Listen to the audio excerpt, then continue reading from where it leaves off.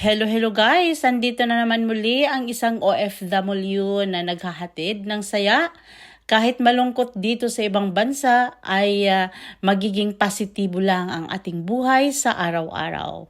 At ito naman ang aking hatid sa inyo ay patungkol naman muli sa ating megastar Sharon Cuneta at Gabby Concepcion. Dahil nga, naalala ko lang po yung time na nag-concert tour ang dalawang iniidolo natin, yung dating mag-asawang si Sharon Cuneta, mga 3 months or 2 months ago. At nung pinaka huling concert nila na pinagsamahan ay medyo may madamdaming mga mensahe ang dating mag-asawa. At nakikita natin na medyo teary-eye si Gabby Concepcion, para siyang naiyak na inaming mahal na mahal pa rin niya si Sharon Cuneta. Of course, hindi naman talaga mawawala ang pagmamahal niya sa kanyang dating asawa dahil sila naman ang una na magkapamilya at nagkaroon sila ng napakagandang anak na si Casey Concepcion. So guys, pakinggan natin kung ano ang sinabi ng ating megastar at anong sinabi ni Gabby Concepcion sa kanyang dating asawa.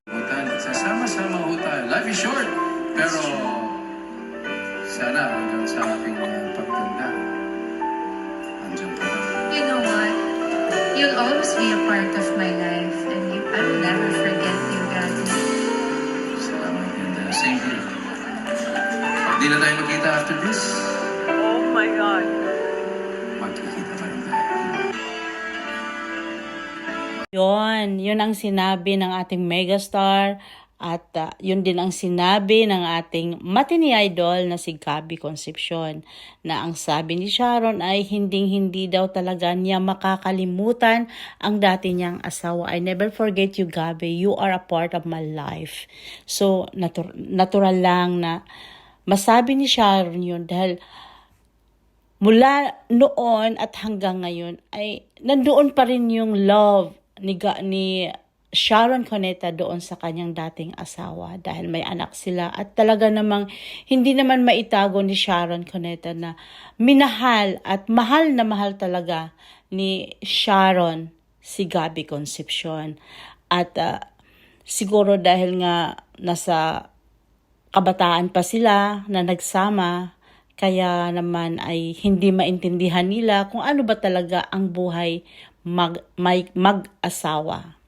Kaya guys, talaga namang hindi natin, para sa akin bilang isang tagahanga ni Sharon at Gabby, hindi ko talaga sila makakalimutan na may ipinanganak na isang love team na kahit matanda na sila ngayon, ay talagang hinahangaan pa rin ng nakakarami. Kahit sino man na mga Pilipino nung ipinanganak ang love team nila ni Sharon at Gabby Concepcion ay hindi talaga makakalimutan. Kahit matanda ka na, pati bata that time ay talagang kilalang kilala ang mag-asawang ito. At yung love team na walang wakas. Kahit winakasan na nila, pero yung mga diehard fans ng mga artistang ito ay hindi pa talaga winakasan. Gustong-gusto pa talaga nila na magkasama. Hindi naman magbalikan dahil may kanya-kanya naman silang pamilya. Pero yung magkasama man lang sa isang proyekto at magiging magkaibigan silang dalawa, which is parang enough na yun para sa mga fans nilang nagkasubaybay mula noon hanggang ngayon. Konting kembot nga lang na nababalitaan na si Casey Concepcion, si Gabby Concepcion, Sharon Cuneta ay nagkasama sa isang event.